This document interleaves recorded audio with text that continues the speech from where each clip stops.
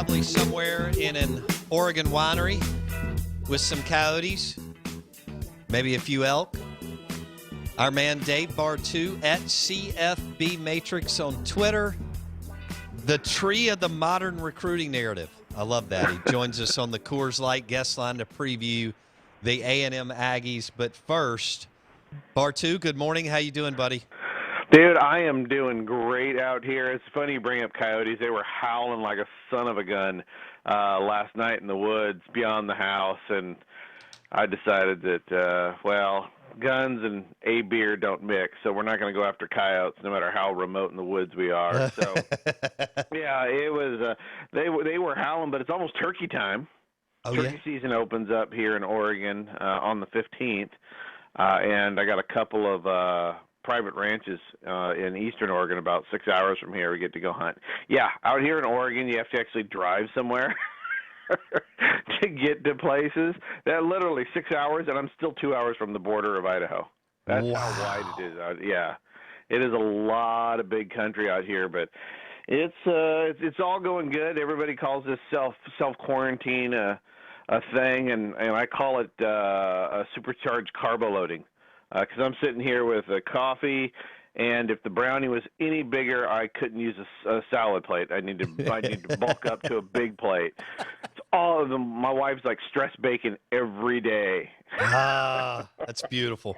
Hey, so, and by the way, it's turkey season here too. So everybody's posting all their gobblers on social media, all their big gobblers that they're knocking down because guys are spending even more time at their super cool hunting camps because of the quarantine. So good luck with that. Next year I'll come out and you can put me on a gobbler. All right, Jimbo, speaking of a gobbler, Jimbo, A&M, they've been in the league since 2012. Really haven't come close to winning the West. Other than 12, they went 11-2 with Manziel. This is year 3 for Jimbo. They've got Mon back. He's been recruiting like an animal. But I don't know how many people actually believe that they can throw up a 7-1 in the West and go 11-1 overall and leapfrog a Bama, LSU, or Auburn. And so, walk me through A&M in 2020 as far as and the total wins are 9.5 according to BetOnline AG. So tell me what you see from A&M, Bartoo. Which is actually a reasonable number because I was looking at it this morning, before I went on with you. And I actually maybe have come up with a new statistic as well. Because right now, I mean, when football's going to come back, everybody's going to be on limited practices, right? I mean, that is just it's going to be limited practices. And you go through A&M's schedule, and you throw out their FCS game. Against, I don't know who is that, Angelo Christian or whatever it is, in week 1. But then you look at the other 11 Power 5 games they have. 8 of those teams are breaking in a new coordinator and or a new head coach. Or everybody, in the case of Arkansas, Ole Miss, Mississippi State. Mm-hmm. So from an A&M standpoint, who's not breaking in anybody, same group of guys, same culture, same everything for 3 years. To me, there's got to be something that is somehow factored in there in terms of the ability to win football games because of what I see as lack of preparation time and continuity in the program. But you walk through the schedule, and it's pretty easy to get to 9.5 wins. Now, you'd mentioned recruiting in terms of trying to pass Auburn, LSU, Alabama just in conference in terms of beating them. But for the first time this century, Auburn's not the number 3 recruiter in the West anymore. A&M passed them this year. Their score, their classes over the last 4 years minus attrition has gone past Auburn. So Auburn in the SEC West has moved into basically the no man's land. You're the number 4 recruiter in that division, and kind of by rule of thumb, 80% of all divisions in Power 5 football. And I just count the Big 12 as one big division. But 80% of those division titles are won by the top 3 recruiters. if you're not a top 3 recruiter in the division, man, you are way on the outside looking in. So even though Auburn and A&M, the talent is about the same, the SEC also is the least home field advantage conference in college football, in that just over 70% of all the conference games in the last, I think, 6 years have just gone to the better recruiter. So there's really not that much of a home field advantage. So when you look at A&M, I think you got to break it down just like, any of the other programs is, what are your absolute locks to win? What are your coin flips? And then where are your losses? And realistically, when you go through the whole schedule, I would say the only lock loss that you would count in there right now is going to be at Alabama at the end of the season. The West is always going to go through Alabama as long as Nick's there. I think you and I can probably agree upon that Sure, at least. Sure. But so you take that Alabama game out, now you have 11 games to win, 9.5? All right? And your 2 toughest games are going to be hosting LSU, which has all new personnel, new quarterback, new offensive coordinator, new defensive coordinator. Now, some people say, hey, that's not a new offensive coordinator. Okay. Let's give credit where credit's due. Last year, number 1 offense in the country in terms of scoring efficiency. The year before that, without Joe Brady, number 55. So we're going to take LSU and assume, okay, you're going to regress back to number 55 in the country, maybe even worse. Okay, maybe even worse because you've lost all that experienced personnel. So if there was a time to get LSU, and not just A&M. I think a lot of teams, this is going to be the year for it. And, especially after we've seen so many time and time again that a program wins a national title and then they just fall off the turnip truck. Mm-hmm. Texas, boom, won it.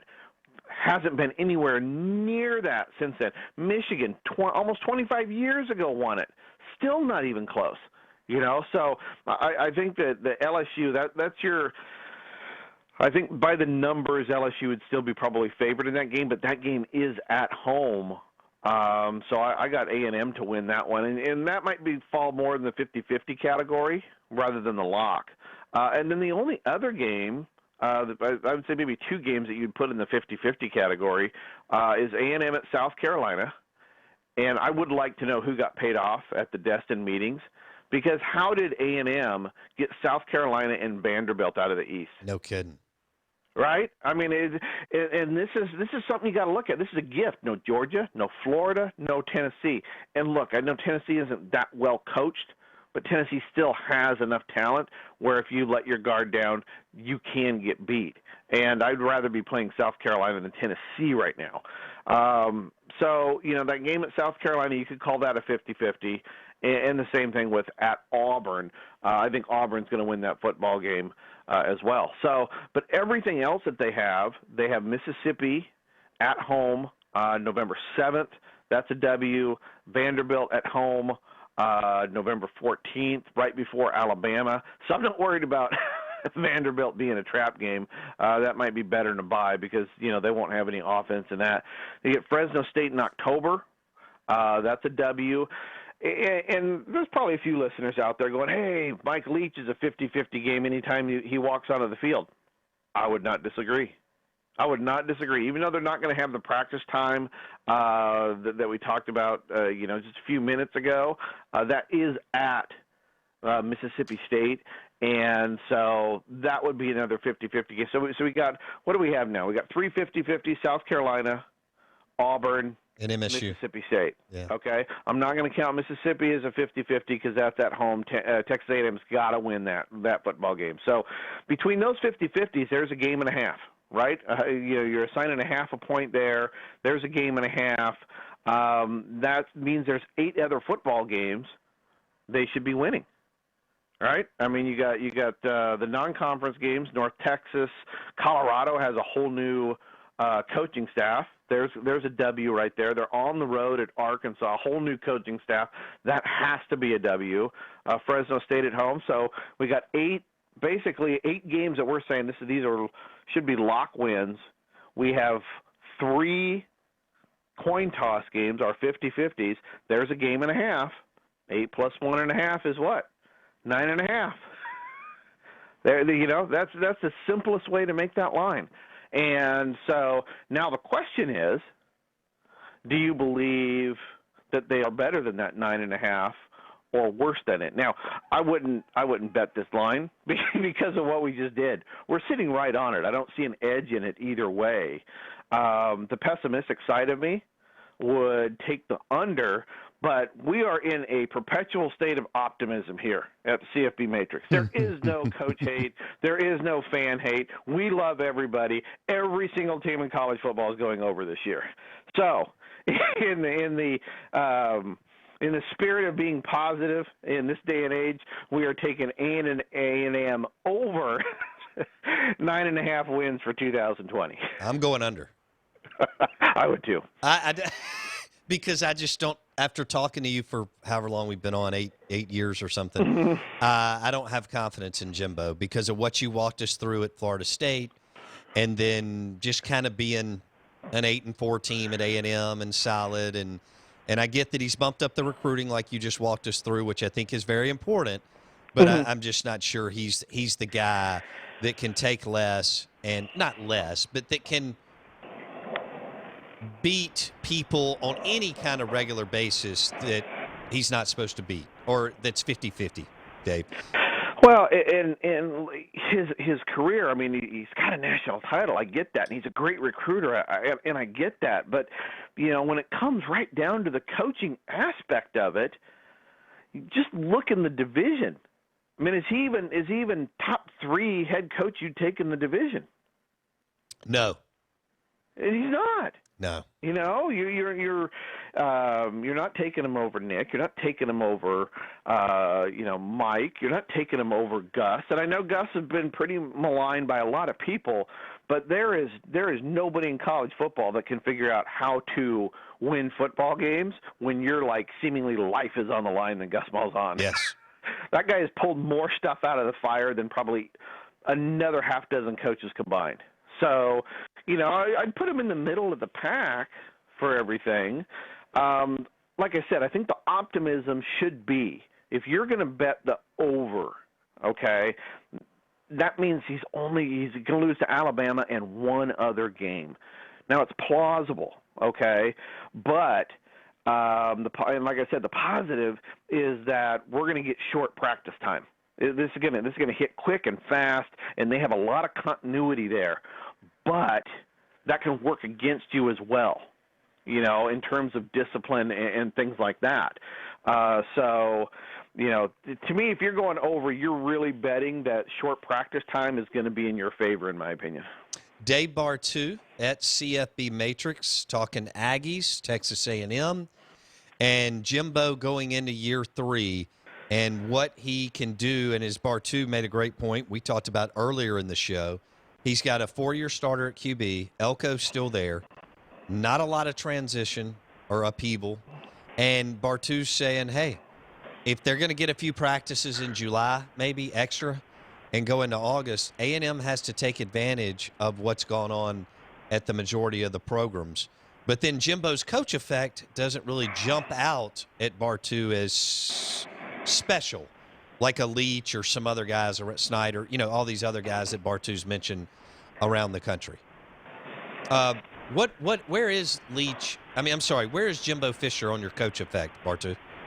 Coach effect, he's in the middle of the pack. Okay. He's in the middle of the pack. It's his career as a head coach, given the talent he's had and schedules he's faced, and the results, we have him graded about a B. Okay. So it was above average. I would put him, if you look at the numbers, him and Gus Malzahn are really close to each other. There's not a lot of differentiation there. Pretty tight in the numbers. So part of it's kind of hard because he's had an awful lot of talent during his career. So, you're expected to win a lot of football games, which he did at a pretty good level, and then it trailed off at Florida State. And now he's trying to ramp it back up at A&M. But, when he signed the $75 million contract, in my opinion, there wasn't anything that was done in the background that substantiated that kind of a pay. Right. But, head coaches are kind of like NFL quarterbacks. You're just going to have to. Sometimes you just got to overpay to get somebody. That's a good point. That's kind of the way it works sometimes. So, and a lot of it's timing is absolutely everything. For Ole Miss and Mississippi State this year, was Lane Kiffin and Mike Leach even on the radar 2-3 years ago? No. Not even 2 weeks before they were hired. A week before. The year before, nobody was touching these guys, and then maybe a year from now, it doesn't happen. And so timing, Alabama and Nick Saban leaving Miami. Timing's good, timing's bad. Sometimes it's better to be, good than lucky, and vice versa. So, it's to me with A&M, I think ultimately what this comes down to is year 3, you're talented, and this is the best schedule you've had and you probably will have for the foreseeable future. Well, okay, that's where I want to go. Dave Bartoo on the Coors Light guest line, the Out of Bounds Show, is powered by Superior Foundation for all your foundation needs, superior.ms. So there you go, Bartoo. You always talk about taking advantage of the window of opportunity. And Yep. So you just went on. I mean, no spring practice because of the coronavirus. All the shakeup that we have just about every year in college football because of the money and or the expectations, demands require for ADs to have quick hooks, so to speak, and their schedule. So you're focused on a couple of things. It really doesn't get any better than South Carolina and Vandy, and it doesn't get any better than your non-conference schedule, which is a bunch of, patsies and Colorado at home with the new coaching staff. In other words, if you're ever going to do it over the next 4 to 5 years, this is the year with the senior QB, an abbreviated practice schedule, and you mentioned who they play in the East and Colorado at home. Yeah, and like we also said at the top, is 8 of those 11 Power 5 teams have coaching changes. There's a lot of not continuity in that schedule as well. So, yeah, this is we talk about jumping through the framing up that window and jumping through it, that window of opportunity for A&M. I mean, if you're looking for that 11-1, that possible 12-0 season with all the opportunity, there's really no trap games in here either. This window's framed for Jimbo to jump through it. The question is, can he?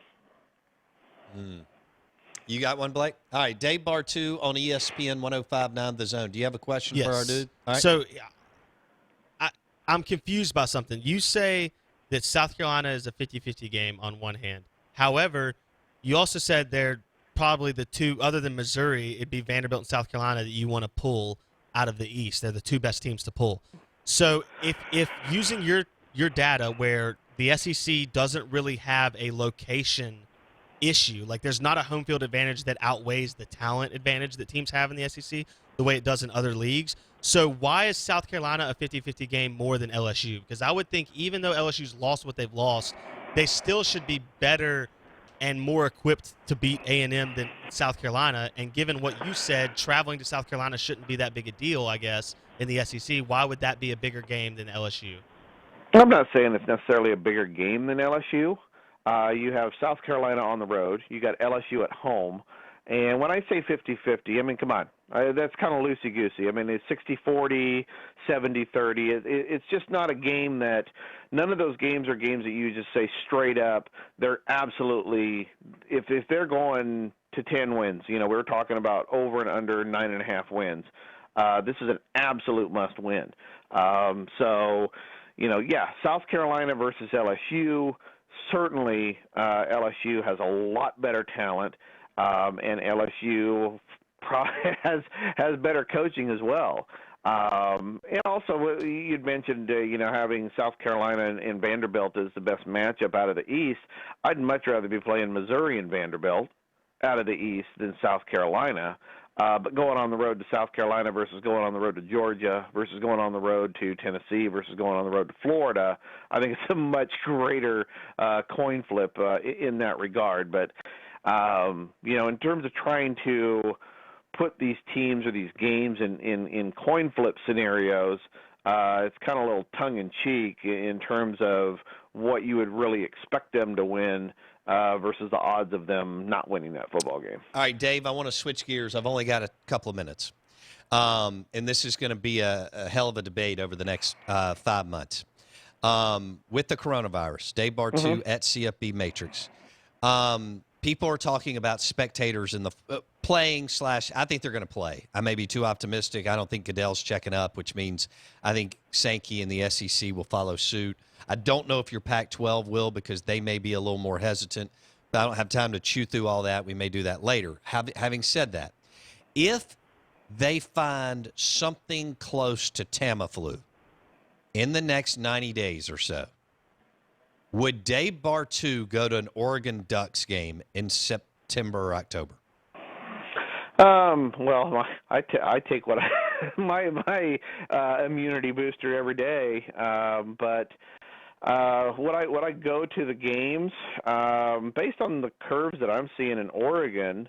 I don't have a problem doing that, especially given my level of contact with people at risk, older, elderly, things like that. So I think it's fluid, and given the right scenario, I would, essentially would I go to that game not vaccine, without a vaccine? Yeah. If the cards are there and so forth, I don't have an issue with that. I mean, a lot has changed in the last 6 weeks. I would expect a lot more to change in the next 6, 12, and 18 weeks. So, no, I think the games are going to go on, and I think we're just going to have to get used to being a little bit more discreet in our contact with each other. Mm-hmm. But, it's not going away, so we can't just stop living. But I think we just need to be safe for the people that are more at risk, which drives me nuts. I was in the store yesterday. 80% of the people are wearing face masks. 80% of the people have gloves on, except the old people. They're like, hey, I've lived long enough. Bring it on. Like, you dorks.